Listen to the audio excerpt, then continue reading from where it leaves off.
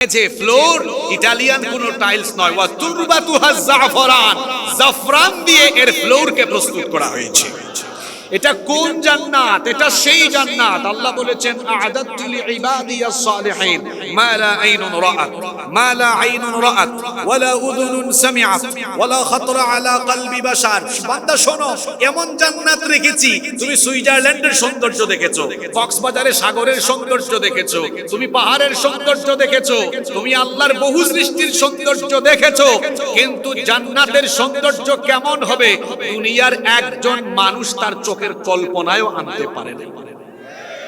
নয়নাভিরাম সৌন্দর্য যা পৃথিবীর কোন চক্ষু দেখেনি, এই নেয়ামতের কথা পৃথিবীর কান শুনেনি, এই জান্নাত কেমন হবে পৃথিবীর কোন ব্যক্তির অন্তঃকরণ তা উপলব্ধি করতে পারেনি। এখানে আল্লাহ এত নেয়ামত রেখেছেন।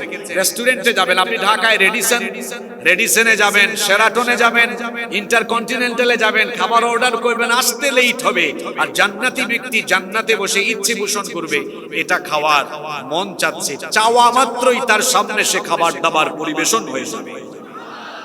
জান্নাতি ব্যক্তির সামনে হরেক রকমের খাবার দাবার থাকবে, বিভিন্ন ধরনের ফলমূল। এটাকে আপনারা দুনিয়ার ফলের মতো মিলাতে যায়েন না।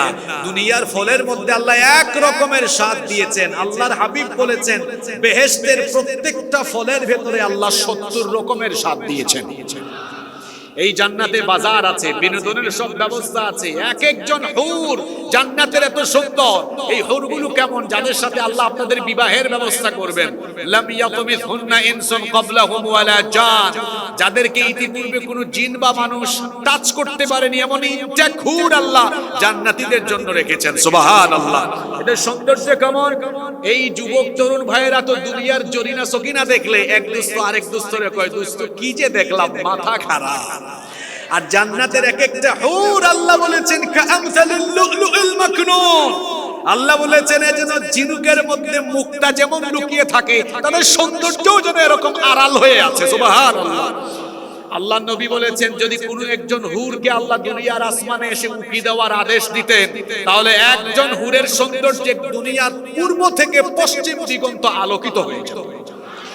এদের সাথে এত সুগন্ধ, আল্লাহ নবী বলেছেন জান্নাতের একজন হুর যদি তার আঁচল একটু নাড়া দিত, দুনিয়ার আসমানের দিকে একটু নাড়া দিত, তাহলে তাদের আঁচলের সুগন্ধে গোটা দুনিয়া ভরপুর হয়ে যেত।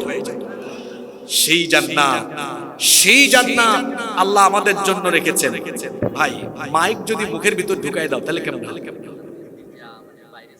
তো বাইরে সাউন্ড না গেলে আমি কি করবো এখন? বলে দাও ভাই। মাইকটা কেন দেয়? যে কথা ছড়িয়ে দেওয়ার জন্য। আমি কি মাইক গিলে ফেলবো? আপনারা বলেন। এই ছেলেটা করে কি তার সেটআপমেন্ট সে হয়তো বুঝে নেয় না, আমার দিকে ঢুকাই দিচ্ছে। কষ্ট পাচ্ছেন আপনারা? আমি কোথায় ছিলাম? আমাদের ব্যাপারে আল্লাহর কি আছে ভুলে গেছেন তো আপনারা? আমাদের ব্যাপারে আল্লাহর ওয়াদা আছে, আবার আমাদের ব্যাপারে শয়তানেরও কি আছে? শয়তানের ওয়াদা কি? শয়তানের ওয়াদা হচ্ছে আমাদেরকে সে জাহান্নামে নিয়ে যাবে। এটা কার ওয়াদা? জোরে বলেন, কার ওয়াদা? এই ওয়াদা সে কখন করেছিল শুনেন। রব্বুল আলামিন আমাদের সকলের বাবা সাইয়েদনা আদম আলাইহিস সালামকে তার নিজের কুদরতি হাতে বানালেন। এরপরে আল্লাহ তাআলা তাকে ফেরেশতাদের সামনে এনে ফেরেশতাদেরকে আদেশ করলেন সবাই আদমকে সাজদা দাও। সবাই আদমকে সাজদা দিল, ইল্লা ইবলিস। একজন শুধু সাজদা দিল না, তার নাম হলো মিস্টার ইবলিস। আল্লাহ তাকে বললেন, কিরে ইবলিস, সবাই তো সাজদা দিল, তুই কেন সাজদা দিলি না? ইবলিস তখন বলল, ক্বালা আসজুদু লিমান খালাকতা তিনা। সে তখন বলল, তুমি যাকে কাদা মাটি থেকে বানিয়েছো, আমি কি তাকে সাজদা দেব নাকি?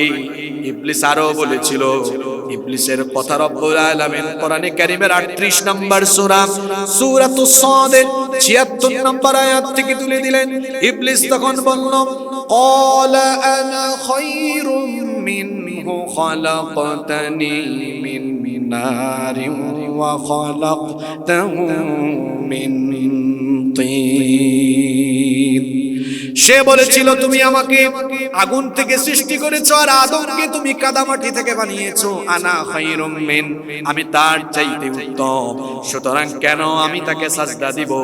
আল্লাহ তখন ইবলিসকে বললেন ক্বালা ফাখরুজ মিনহা ফাইন্নাকা রাজিম।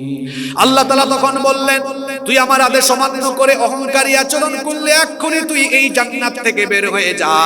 আল্লাহ ইবলিসকে যখন জান্নাত থেকে বের করে দিচ্ছিলেন তখন তাকে আরো বললেন ওয়া ইন্না আলাইকা লানাতি ইলা ইয়াউমিদ্দিন,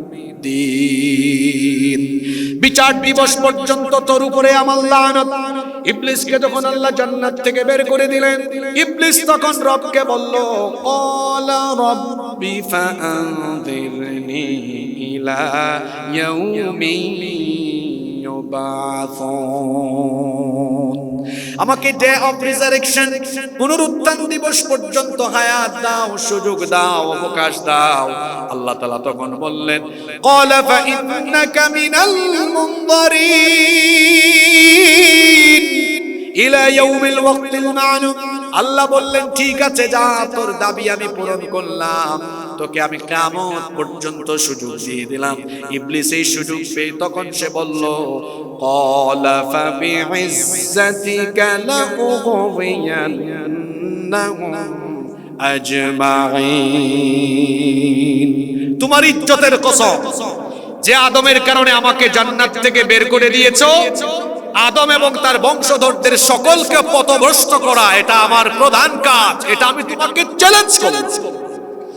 কিভাবে সে আদম এবং তার বংশধরদেরকে ধোঁকা দিবে সে আরো বর্ণনা দিল বিস্তারিত ভাবে। আল্লাহ তাআলা কোরআনে কারীমের 7 নম্বর সূরা